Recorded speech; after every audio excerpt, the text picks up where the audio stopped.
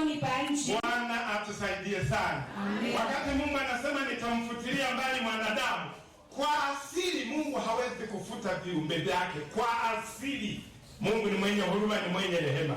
Ila sasa anapohuzunika, anapoghadhabika, ili ni mauti sasa ndio linaingia kazini. Mnanisikia vizuri wapenzi?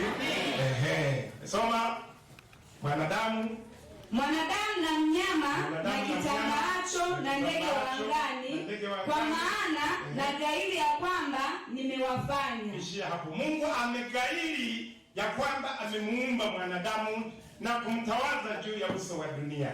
Kwa hiyo Mungu mauti ilitokana na hasira ya ghadhabu ya Mungu iliyosababisha na wale viumbe wake kumuasi.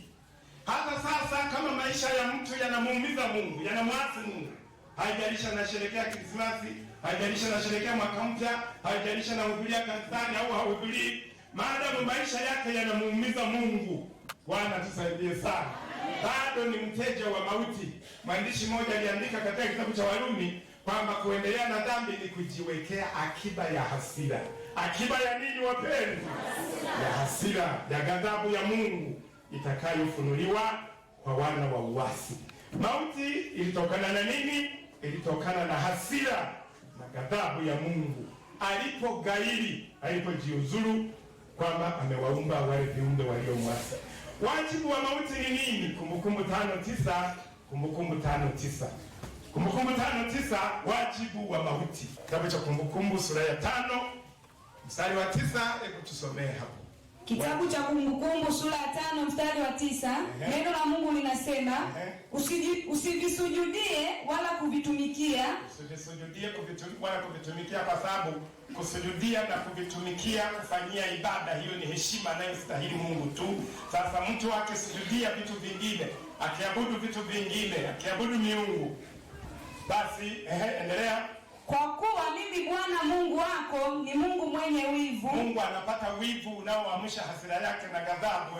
Na wapatiliza wana uovu wa baba zao. Uovu wa baba zao hata kizazi cha 3 na cha 4. Ishia tu hapo.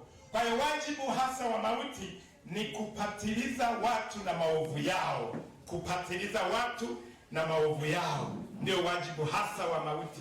Kupatiliza watu na maovu yao.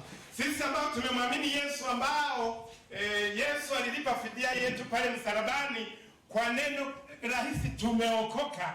Hata kama tutakabiliwa na mauti, lakini neno linasema tutapita mautini kuingia wapi wapenzi?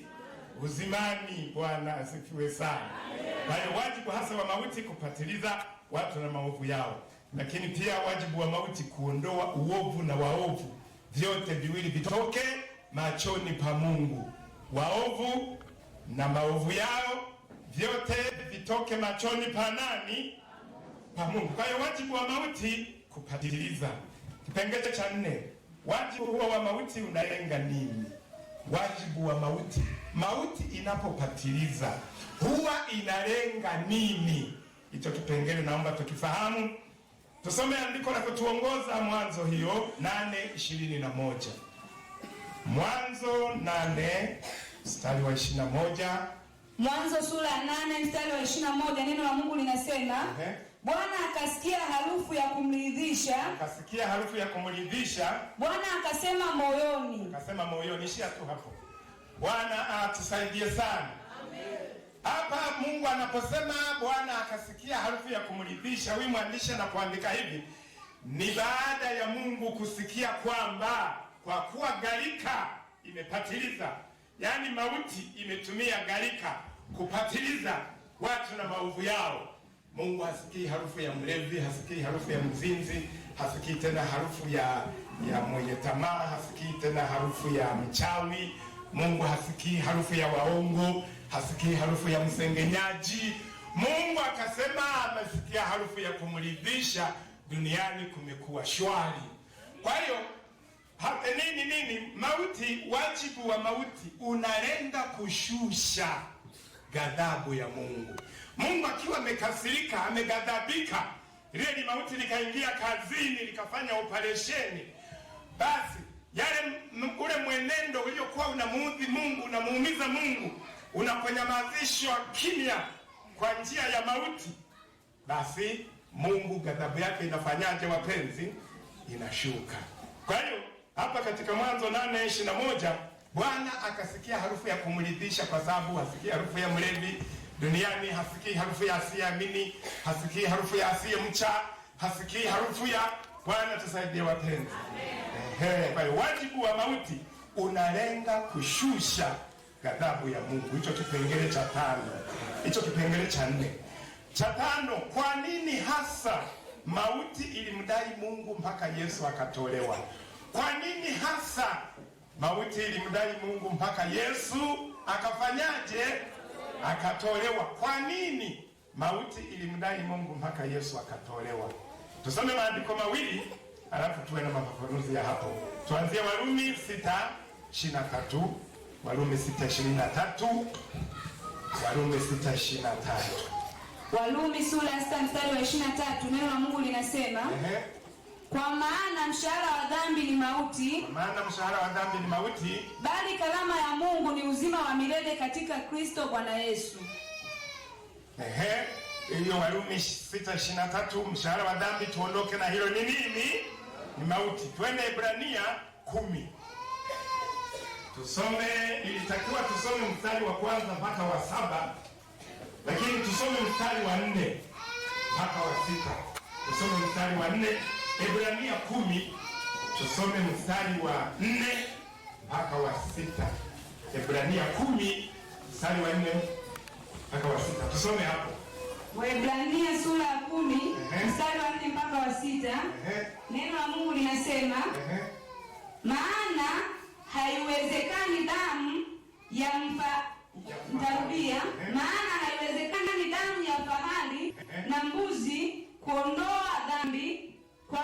Kwa hiyo ajapo ulimwenguni asema, dhabihu unatoleo mtarudia, dhabihu unatoleo hukutaka, lakini mwili uliniwekea tayari. Mstari wa 6, sadaka za kuteketezwa na sadaka za dhambi hukupendezwa nazo, ndipo niliposema, tazama nimekuja katika. Pia kamata huyo hatua za kumkamata Yesu ndipo zilipoanza.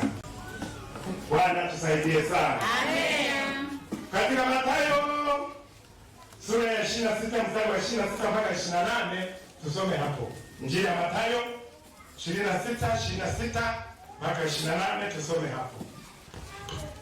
Mathayo sura 26 mstari wa 26 hadi 28, neno la Mungu linasema, nao walipokuwa wakila, Yesu alitwaa mkate akaubariki, akaumega, akawapa wanafunzi wake, akasema, twaeni mle, huu ndio mwili wangu. Akakitwaa kikombe akashukuru, akawapa akisema, nyweni nyote katika hiki, kwa maana hii ndiyo damu yangu ya agano imwagikayo kwa ajili ya wengi. Bwana asifiwe sana. Kwa ondoleo la dhambi. Tumesoma mauti ilipoambiwa kamata huyo. Mnanisikia vizuri wapenzi? Yesu alikuwa akiendelea kusamehe, akiendelea kuponya, akiendelea kusamehe, akiendelea kuponya. Bwana tusaidie sana. Amen. Basi ndipo hatua za kumkamata Yesu zilipoanza. Nayo siku ule sasa alipokamatwa, alitoa kikombe, alitoa mkate, akaumega. Alitoa mkate akafanyaje? Akaumega.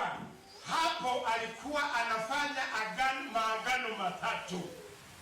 Agano la kwanza alikuwa anafanya agano na mauti.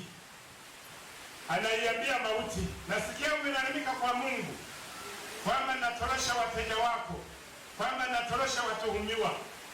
Basi ile laana yao yote, ile laana yao, magonjwa yao, dhambi zao zote ninazo mwilini mwangu. Alipoumega mkate, manake anaiuliza mauti, je, huu mwili sasa nakupa uwe fidia, uko tayari kuacha hao waliosamehewa? Utakuwa na neno nao? Mauti kasema, sitakuwa na neno nao tena. Bwana asifiwe sana. Lakini agano la pili anafanya pamoja na Mungu baba yake.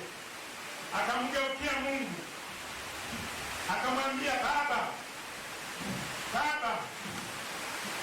hawa watu walikuwa wenye dhambi, maovu yao yalikuwa yamewafarakanisha wao na wewe, hata uso wako haukutaka kuwatazama tena. Lakini sasa niko nalipa fidia kwa mauti. Mauti imekubali kuacha huru. Je, Baba, utakubali wawe wanao tena wa kike na wa kiume? Mungu akasema naam. Bwana asifiwe sana. Halafu akawageukia wanafunzi, tukiwemo na sisi. Haya, ndugu zangu wanafunzi, nimekubaliana na mauti kwamba nimewasamehe dhambi na nimewaponya magonjwa yenu. Naipa mauti fidia ya mwili wangu na damu yangu, nayo imekubali. Imesema haitakuwa na neno juu yenu tena. Nimewaombea kibali kwa Mungu, amekubali kwamba hata wapa kisogo tena. Amekubali muwe wanaye wa kike na wa kiume. Je, nitakapokuwa nimekamilisha fidia ya dhambi zenu na magonjwa yenu, ili mauti isiwe na neno juu yenu, mko tayari kuishi bila dhambi? Wakasema amen. Bwana asifiwe sana. Hili ndiyo agano alilolifanya siku ile. Mwandishi aliandika kwamba alitoa kikombe, alitoa mkate, akashukuru. Kule kushukuru maana yake anauweka wakfu. Bwana asifiwe sana. Uwe fidia kwa ajili ya dhambi zetu. Akachukua kikombe, akashukuru. Maana yake ile damu anaiweka wakfu, iwe fidia kwa ajili ya dhambi zetu, ili miili yetu na damu zetu zibaki salama. Chonde kila anayenisikiliza, chonde kila atakayenisikiliza, unapofanya dhambi tena, unajitoa damu yako sadaka kwa mauti, unajitoa mwili wako sadaka kwa mauti, halali yake. Hata kama tunapenda kuiapisha kwa jina la Yesu na kuamuru, tungekuwa tunasikiliza zile rejea, zingetuambia patana kwanza na Mungu wako. Mimi nashusha ghadhabu yake kwa kukupatiliza wewe. Kwa hiyo halali yangu. Bwana tusaidie sana. Bwana tusaidie sana. Wale wanafunzi, hilo agano lilipokamilika, agano la Mungu, agano la mauti, agano la wanafunzi lilipokamilika, kule mbinguni kwenye karakana ya waimbaji zilianza kusikika nyimbo hizi. Nani mwenye huruma kama Yesu? Nani mwenye huruma kama Yesu? Ametupatanisha na Mungu Baba, ametupatanisha sisi na Mungu Baba.